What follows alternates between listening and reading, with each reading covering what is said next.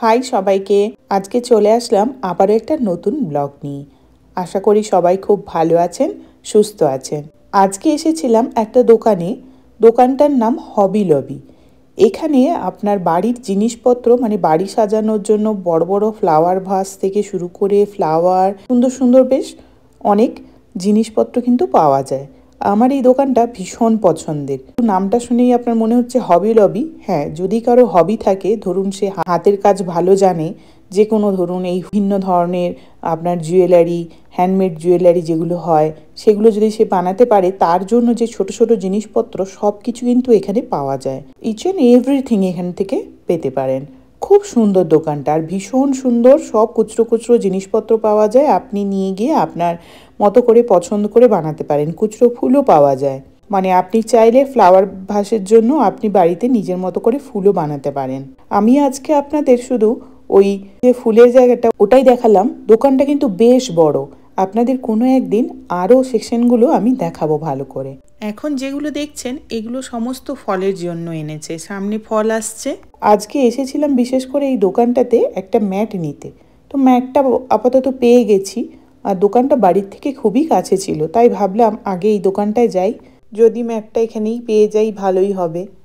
দেখুন এখন বেরিয়ে পড়েছি। এই যে গাছটা দেখছেন, এই গাছে দেখি প্রচণ্ড ফল হয়ে আছে। শুধু একটা না, কতগুলো গাছ রয়েছে পাশাপাশি, আর ফলগুলো পেকে একদম লাল হয়ে আছে। যাই হোক, চলুন এবার বাড়ির দিকে যাই। বাড়িতে গিয়ে অনেক কাজ রয়েছে। আপনাদের আমি বলেছিলাম একদিন আমি কিভাবে গরম মশলা বানাই সেটা আমি দেখাবো। এই মশলাটা যে কোনো নিরামিষ তরকারি বা আমিষ তরকারিতে দিলে তরকারির স্বাদটা আরও দ্বিগুণ হয়ে যায়। নিয়েছি তার জন্য শুকনো লঙ্কা, লবঙ্গ, গোলমরিচ, এলাইচি, দারচিনি, আর এটা আপনার ধনে, আর এটা জিরে, আর এটা আছে আজওয়ান আর মৌরি, আর কয়েকটা তেজপাতা। এবার এগুলোকে আমি ভেজে নেব। মানে যতক্ষণ দেখবেন ভাজতে ভাজতে একটা মশলার হালকা গন্ধ হবে, সেই গন্ধ না আসা পর্যন্ত এটাকে হালকা করে ভেজে নেব। তারপর একটু ঠান্ডা করে এটাকে গুঁড়ো করে নেব। গুঁড়ো করে একটা কাঁচের জারে করে রেখে দিলে তারপর আপনি যখন ইচ্ছা এটা তরকারিতে দিতে পারেন, যে কোনো তরকারিতে দেওয়া যায়। এই যে এইভাবে এগুলোকে সবগুলোকে ভেজে নিয়েছি। এবার এগুলোকে গুঁড়ো করে নেব। এই দেখুন গুঁড়ো হয়ে গেছে। এইবার এরকম একটা কাঁচের জারের মধ্যে ভরে নেব।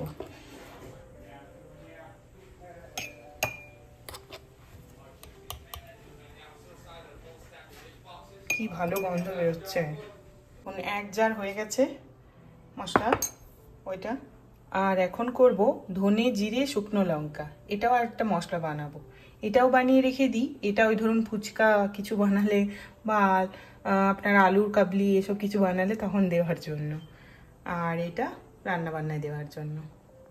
আজকে বানাবো বিরিয়ানি।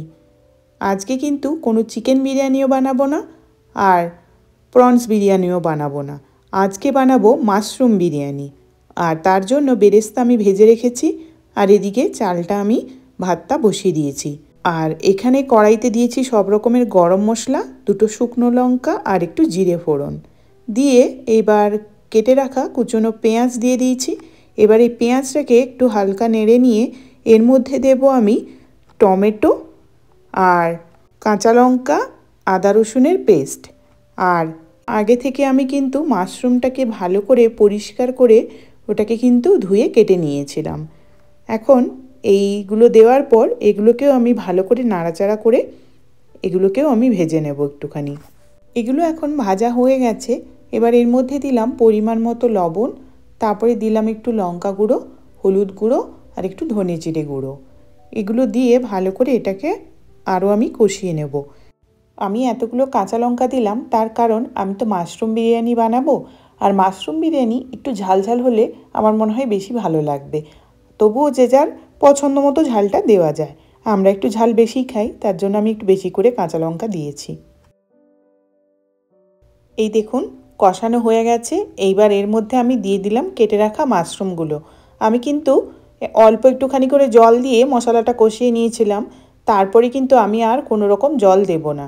এই মাশরুমের কিন্তু প্রচুর পরিমাণে জল থাকে, দেখবেন অনেক জল ছাড়বে। এই দেখুন, দেখেছেন কতখানি জল ছেড়েছে মাশরুম। তারপর দিয়ে দিয়েছিলাম কিছুটা গরম মশলা আর দিয়েছি একটুখানি ভেজে রাখা ওই যে বেরেস্তাটা রেখেছিলাম ওটাই দিয়েছি, আর দিয়েছি কিছুটা ধনেপাতা। এইবার এটা আমি বন্ধ করে দেব। হয়ে গেছে আমার রান্নাটা। এই দেখুন, দেখেছেন মাশরুমটা কীরকম হয়েছে দেখতে। এইবার এর মধ্যে ওই জল ঝরিয়ে নেওয়ার যে ভাতটা রেখেছিলাম ওই ভাতটা এখন এর মধ্যে দিয়ে দেব। আর আগে থেকে আমি একটুখানি বাটির মধ্যে দুধ নিয়ে তার মধ্যে কিন্তু কেশর ভিজিয়ে দিয়েছিলাম। এরপর দেখুন ভাতটা দেওয়া হয়ে গেছে। দিয়ে দিচ্ছি এখন আমি এর মধ্যে ওই কেওড়া জল আর গোলাপ জল, আর দিচ্ছি আপনার বিরিয়ানির এসেন্স।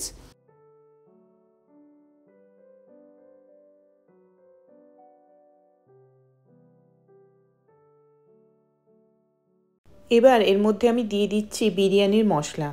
এই বিরিয়ানির মশলাটা বাড়িতে বানানো মশলা, আপনাদের আগেও বলেছিলাম, এটা আমি ওখান থেকেই নিয়ে এসেছিলাম। আর তার সঙ্গে দিচ্ছি একটু কেনা মশলাও। এখন এই মশলাগুলো ভালো করে দিয়ে এবার এর মধ্যে আমি দেব ভেজে রাখা যে বেরেস্তা ছিল, সেই বেরেস্তাগুলো এখন এর মধ্যে ছড়িয়ে দেব ভালো করে। আর তারপর দেব কয়েকটা কাঁচা লঙ্কা দিলাম। আর দেব যে আমি দুধের মধ্যে কেশর ভিজিয়ে রেখেছিলাম, ওই কেশর ভেজানো দুধটাও দিয়ে দিচ্ছি এখন এর মধ্যে। ব্যাস হয়ে গেল, আর বিশেষ কিছু দিতে লাগবে না। এবার একটা ফয়েল পেপারে মুড়িয়ে এটাকে আমি প্রায় 20-25 মিনিটের মতো একদম লোতে দম দেব এটাকে। হ্যাঁ, দিয়ে দিচ্ছি একটুখানি ঘি। এই ঘিটা আমি প্রত্যেকবারই ভুলে যাই, আর ও এসে আমাকে একবার করে মনে করিয়ে দেয় ঘিটা দিও কিন্তু। যাই হোক, দিয়ে দিলাম। এই বিরিয়ানির কড়াই কিন্তু আজকে আর খোলা হবে না। এই বিরিয়ানির কড়াই খুলবো কালকে সকালে। আপনারা দেখতে পাবেন আমি এই বিরিয়ানি অ্যাকচুয়ালি কেন সকালে খুলবো বা কোথায় নিয়ে যাব। চলুন তাহলে আসি আজকের মতো।